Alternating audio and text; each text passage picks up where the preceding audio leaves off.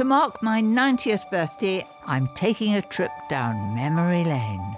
Well, you've got all these tips, I know, and I've read with great pleasure in these Home and Freezer Digest books, because they're only 15 pence, and they're issued, what, once a month, isn't it? Once a month, and I think there's lots of cooking ideas that save money. I'm dying to give myself a haircut there. It's liable to get lost in that big chest, you know. It's all over the place. Celebrating a lifetime of doing what I love is a real honour. I think they look perfect. Joined by wonderful old friends. Cheers. No. Oh! Come on, Berry. And special new ones. Delicious. I've never had a dame in the house before. Hello, sailor. We'll cook some of my classics. You're such a great teacher. Wow. I've never been this scared since I did my exams for horticulture. Update old favourites. Chickpeas. What were chickpeas in the early part of when I was cooking? And of course, share some delicious new recipes. Where on earth would I rather be right now? Oh no, oh. Dribbled the custard now. It's all right. You mean to tell me I did this? You did that, rejoicing in my ongoing passion for home cooking. You're such an inspiration.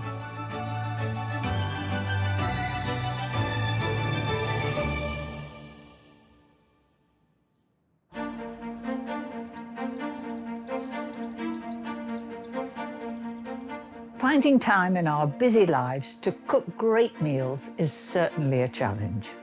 I've dedicated my life to helping people save time in the kitchen. No one deserves it more than my friend, the sports broadcaster and working mum, Gabby Logan. I'm so excited to spend the day with Mary Berry. She is such a hero. It's going to be a fun day. Mary, how are you? You are very much on sort of home ground for you, isn't Is that okay? I felt like I was spending a day. This is not my comfort zone at all. You love sport, though. I love sport, but I love even more the fact that you're joining me today. I'm very excited about it. Don't worry, we're not going to play football.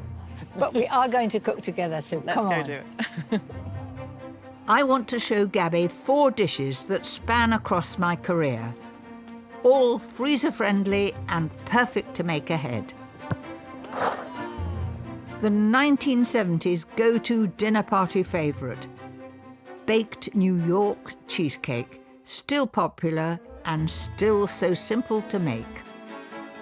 A classic cured salmon gravlax made much like I did in the 1980s. A new recipe for this mouth-watering slow-cooked casserole with a very modern cut of beef I've only just discovered. And because I'm still developing ways to make life easy, my classic family pasta with a new twist to make it freezer-friendly. I love sharing all my shortcuts and tips so we have more time to enjoy delicious food. I think home freezers were a huge turning point in making life easier. They were more common after the 60s, but I still had to explain the best way to use them. Lots of people have these tall ones. Now, I've got a chest one, actually, but this is beautifully packed. You can buy a big pack and you can perhaps use 4 fish fingers, close it up again, and then use them later. It looks so strange seeing a freezer and explaining about it. Kippers are an excellent buy on the bone, much more reasonable than buying them individually. Freezers were becoming part of life. Until then, people did their preserving in glass jars. Some peas, these were £5 for 75 pence. That's 15 pence a pound. Goodness gracious. And I've got some special sausages, and you mustn't keep sausages because they've got a high fat content. You mustn't keep them too long, and these are nearly 3 months, so I must use them up. And look what's here. This is a trotter that I keep meaning to make some brawn with. Gosh, I wonder what viewers would say now if I produced trotters.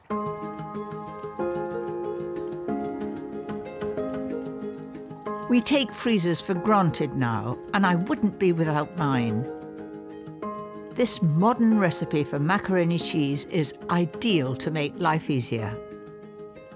I'm going to show you how you can make it, freeze it, cook it straight from the freezer, and the consistency will be perfect, and the flavour too. The white sauce is a simple roux. I find to make a white sauce with hot milk, you get success every time. First, melt the butter before adding the flour. I use plain flour. If all you've got in the house is SR, it doesn't matter. Gradually add the hot milk a little at a time. Looks a little lumpy at the moment. Give me a few moments and I'll give it a beat. It'll be as smooth as smooth. Once all the milk is in, bring the sauce to the boil. I don't usually cook pasta dishes from frozen because they end up a little bit stodgy. But this one is especially for the freezer. The sauce is much thinner and it makes a brilliant result. Finally, a mix of Parmesan and cheddar to create that rich, cheesy sauce. Vegetarian cheese options will work well too. And then a tablespoonful of Dijon mustard. Mustard brings out the flavour of the cheese.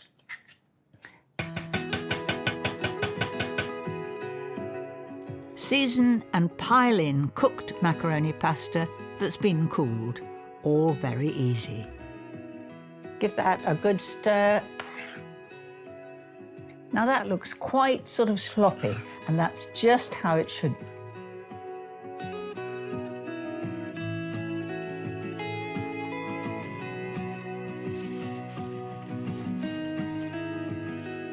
And it goes straight into the freezer from here, ready for those days when there's just no time.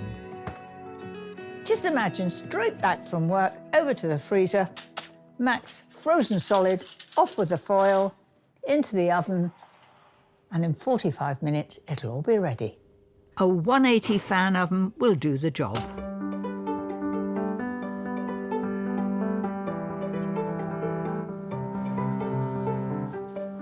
Oh, it is the most gorgeous golden brown colour and it's bubbling away, and the smell.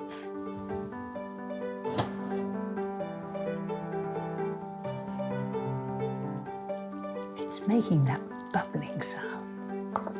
Just look at that.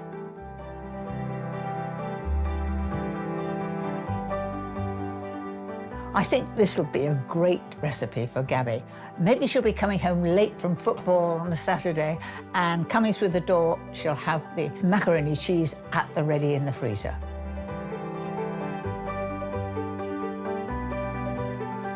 But I have another freezer-friendly recipe I discovered in the 1980s, with a little more elegance for my high-flying friend.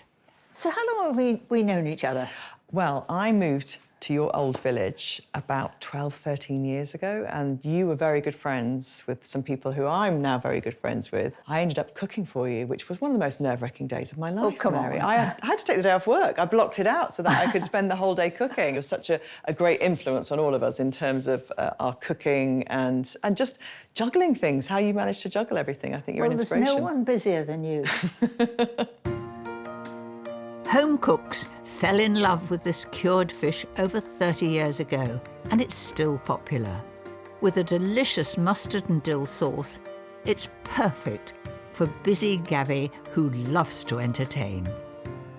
Shall we set sail? Yeah. To cure this side of salmon, all I need is coarse sea salt and caster sugar, quick and simple. And then you just cover the fish. And that, in turn, will make the juices come out. The fish will get smaller and it will preserve it.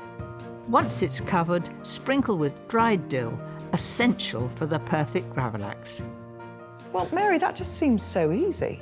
I can't believe that's it. That's all you do. It is easy. Well, you're such a busy girl. Whenever I turn anything to do with sport, there you are, looking so smart and enthusiastic. Well, there's a lot of sport, Mary, as you know, isn't there? It just never seems to end, whether it's rugby, football, athletics. And I think we watch most of it at home. Now, I just have to pop the tail under and wrap in foil. If I leave it the full length, not many people get it in the fridge. To help the curing process, we have to weigh down the wrapped salmon. Tins are fine. Into the fridge with those. OK. Now leave the salmon to marinate in the fridge for 24 hours. So how old were you, Gabby, when you started cooking? Well, I didn't really cook, Mary, until I got married, I don't think, properly. Pre-working life, yeah, I was a gymnast. So I was living at home. And so my mum was a really good cook until about the mid-80s, when the microwave came to town. And like a lot of women who were busy then, I think the idea of ready-made meals was quite attractive. People don't realise, do they, that that was kind of before then. People didn't have them. So my grandma would never have bought anything ready-made. No. And so we used to have lots of lasagnas and things like that that came out of the microwave. No need for ready meals with a dish as simple as this one. The sauce starts with 2 egg yolks. Pop the whites in there. Oh, now you're going to see how I... No. I've just put the whites in there by accident. That's all right, that's perfectly all right. And I've just split the egg yolk. We don't mind. Wait a minute. Should we start again? That doesn't matter. One more Sorry. egg, please. Never mind about mistakes, all part of the joy of cooking. Caster sugar, white wine vinegar and Dijon mustard are whisked into the egg yolks, then the sunflower oil. I'll do the pouring slowly. And there it is. And like making mayonnaise, Yeah. it does get thicker. Yeah. I'm glad I've been working my forearms out for... But if you think of those Victorian women had big, big muscles here. They didn't have those machines, did they, to They blend certainly things? didn't. More dill to complement the salmon's cure, but fresh this time. See what you think. OK.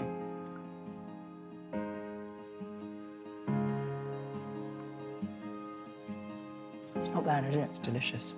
But not as delicious as when served with the finished gravlax.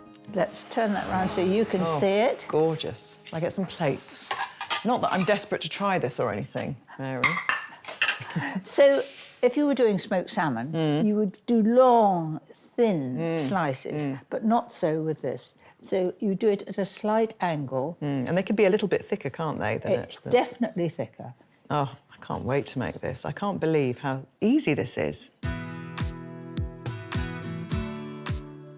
I'm ravenous. That's the thing about cooking. It makes you hungry, doesn't it? That is absolutely delicious. I've always loved cooking with fish. It's the original quick, no-fuss meal. Look at that. Look. That's fantastic. Look Not at that. bad. And I try to visit local fishmongers on my travels. Look at that monkfish. That's the mother-in-law fish. Oh. That's what we call it in Cork, the mother-in-law fish. What, because it's got such an ugly face or something? I worked in a fishmonger's in Bath when I was 21, so I could upskill, as they say nowadays. I've got something to show you. Right, let's have a little look. As you might have guessed, it's fish today. Now, all these fish that you're seeing are the sort that you would have to go to a good fishmonger for, and you'd have a nice lot to choose from. I remember the shirt. Then to the herring, they should have a nice pink face. And I'll show you now how to bone a herring if you want to do it yourself at home. Start from the fleshy side, take a sharp knife and put it above the bone. So long strokes, using the whole blade, or nearly all the blade, all the way down. I would have bought the fish myself. I would have brought it in ice boxes. I would have planned everything. Now, I don't make fish stock with this bone. I give it to the cat. Now I'm going to prepare a fish for my recipe that I'm going to do.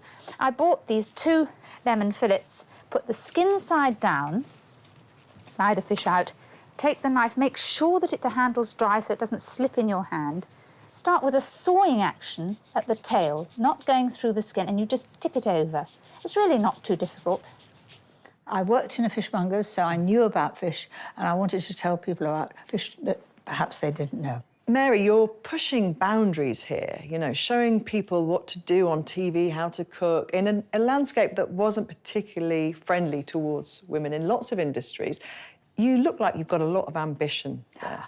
Do you know, I wanted everybody to enjoy cooking as much as I did, and television is the best medium. You have several thousand people watching you, maybe millions, and it's the best classroom you could ever have. Of course, then came all the chefs, and very few girls. Of course, Delia was the first, and she was brilliant. And did she help you, give you confidence that you could actually be ambitious in this landscape? I admired her enormously and still do. And you now are blazing that trail for other female cooks as well. I hope so. I feel so lucky about my life in food. I never imagined all this when I started out. It's hard to grasp that I've written so many cookbooks and appeared in countless cooking shows from the 60s through to Bake Off in 2010, and the dozens after that. But I'm not the only one who breaks boundaries. Gabby is one of the first female presenters of the country's biggest sports show. Match of the day, that music, don't you change it. We're not changing the music, absolutely not. I'm very excited about the job, but I might not be doing Match of the Day when I'm 90, but I hope I'm still working hard. You're such an inspiration. I was also inspired by the women around me, and I remember watching my mother making casseroles at home. This one is ideal for any busy family, and I'm using beef cheeks, a very modern cut of meat. I first had beef cheeks in our pub restaurant, and I absolutely loved it and thought it was different. So I went straight away to my local butcher. Yes, they had it, and the supermarket too. So I thought it's time to have a go. I've been cooking for a long, long time, but there's always something new to me, and I will always take the challenge. Fry off some streaky bacon, then use the remaining fat to brown the beef cheeks. I've used 2, each sliced in half. There's a little bit of natural marbling in the beef cheeks, and that will all become crispy brown when I turn them over. Remove them and fry diced onions, celery, and finely grated garlic. They will absorb all those glorious meaty flavours. Then a little bit of thickening with some flour. Just a very little curry powder, there it is.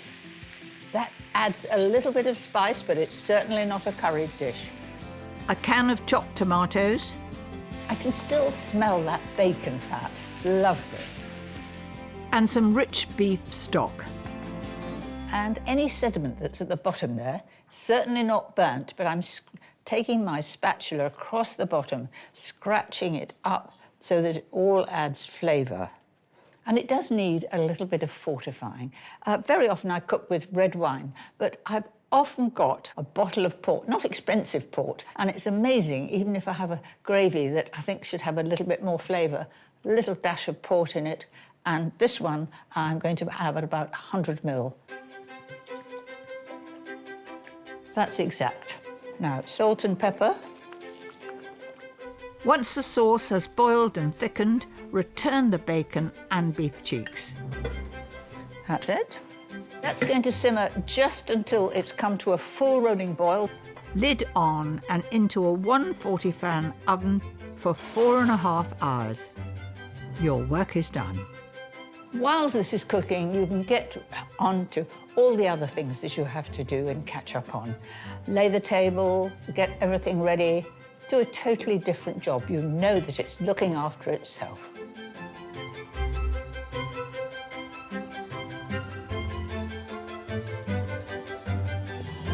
It looks good, it looks rich, doesn't it?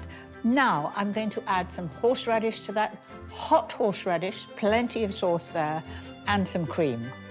If Gabby wants to freeze this dish to make her life even easier, she can simply do so before adding the horseradish and cream. So let's just lift that out. And this lovely sort of chunky sauce. Now look how easily that fork went through. Gosh, that smells good. That has just melted. I've hardly had to chew it. So good. I could happily finish this little lot in about 5 minutes, and the horseradish is bringing it all together.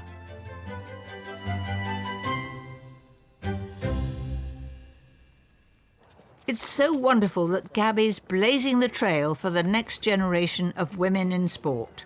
Well done, have a little jog over again. Yes. After cooking, sport has been one of my favourite pastimes.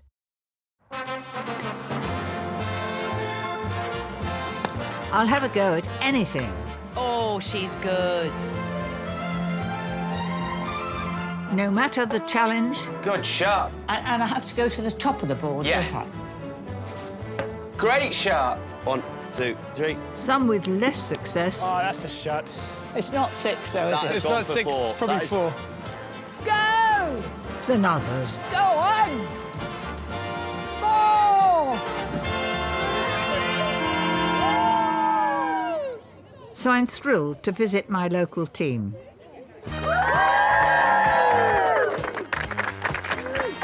Look, the sun's come out for you. And you're all under 14? Yes. What smile. Every sock is pulled up. Mary, will you send them off for training? I will. Oh, I've always wanted. I'm only trusted with a whistle for the dog. This is much better.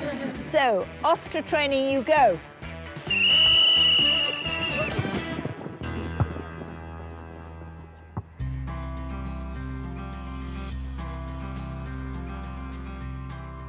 For my final recipe, the perfect treat for hungry sportswomen. New York baked cheesecake. Once my 70s dinner party staple, now an everyday treat. 2 simple stages and a slow bake. Easy peasy. New York cheesecake. How about that? I love cheesecake. Do you remember what I made for you for pudding, Mary, when you came round? It was one of your cheesecakes. It was very memorable. A lemon cheesecake. This is a cooked cheesecake. Oh, OK. And I think they're lovely, and it hasn't changed over the years. I just love it. Its signature base is simply crushed digestive biscuits mixed with demerara sugar and melted butter. I always put just a little bit of demerara sugar in it because it gives it that crunch. And, you know, food is all about textures as well as flavours. Make sure the 20-centimetre spring-form tin is lined with baking paper. And then just flatten it out again with the spatula. your spatula. So that really, I'm sure you've done this many, many times for cheesecakes. When you came round for dinner, we had minestrone. Do you remember? I'd never made minestrone soup before, but I decided it was traditional. And then we had lamb, which I'd slow cooked for about 12 hours. And then I made the lemon cheesecake, which was from your cookery book, actually, Mary. And you said, I don't even remember, my children were so impressed, Reuben and Lois, because you said it had a nice firm bottom. Well, do you know, it is about the company and the fun as well as the food. It is. The filling is simply full-fat cream cheese, caster sugar and vanilla extract. That's absolutely fine. That looks beautiful already, doesn't it? I use all full fat. If anybody doesn't like the sound of it, they can have a small slice. Because the Leave that taste there. is just so much better. Oh, it tastes better, it is better. Flour and sour cream are next. It gives a little bit of a bite to it. Should I start blending this? No? You're dying to get love going, this. aren't you? We've got eggs to go in there. The eggs are essential to create that lovely baked cheesecake texture. Into the tin and we're done. Set the oven for 140 fan for 40 minutes.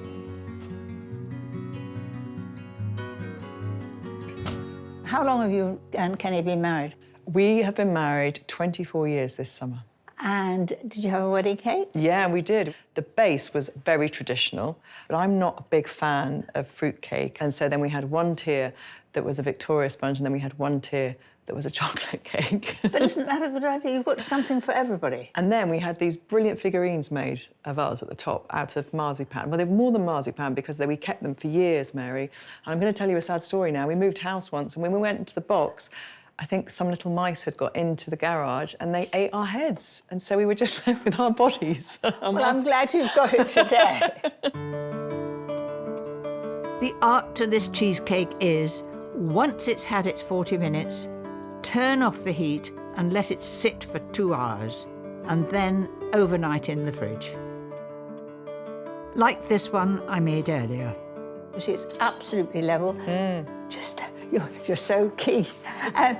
Press the palette knife against the tin and then round. OK, thank you. And just so that you're all the way around. That's right.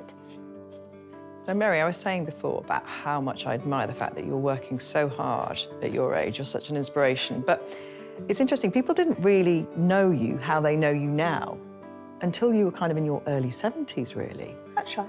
But you were busy building, you know, your career, and you worked all the way through. My first job was with the electricity board. I've got a newspaper cutting here. And you can see this is old by the colour of it's from the newspaper. I think it's the Bath Chronicle. And it was one of the first times that I did a demonstration in the pavilion. I can tell you I was shaking like a leaf. What are you doing? I was showing off all the new electric cookers. Why is the man with you in a top hat? Because he was adding a bit of magic, I think. Right, OK. Whereas actually it was you who was creating the magic. Was it the first time you'd done anything like that? I'd been to people's houses, but not with an audience. Yeah. Did you like that audience? Did you like it when you could put a bit of performance into it? Yes, but you're shaking so much and so nervous. Now, you know, if I've got an audience, I feel I've got friends. And you smile at them and they smile back. Our last stage is to spread on more of that tart sour cream to offset the sweetness. Perfect. You've done a very good job, you know. Have I? That's lovely. OK. Then you put the strawberries on top, and you don't need to do it in any pattern. Higgledy-piggledy. OK, let's do it higgledy-piggledy. We'll do it together. OK.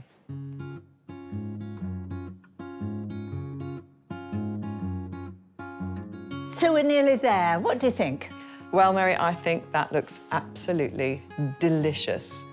I would say edible. Right, here's a fork. Have a go. OK, thank you.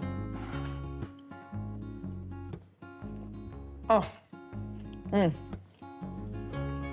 That is gorgeous. The strawberries just cut through as well, don't they?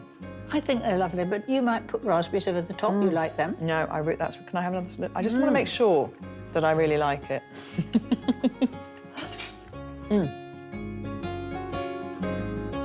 I think my work is done. I'm sending lovely Gabby off with enough ideas for her non-stop working life.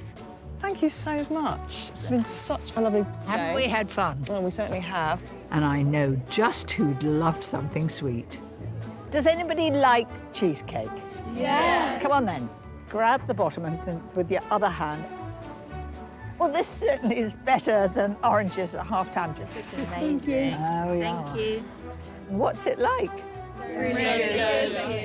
We have a little surprise for you. Are you ready, girls? Yeah. 3, 2, 1, go! Oh, isn't that wonderful? How amazing.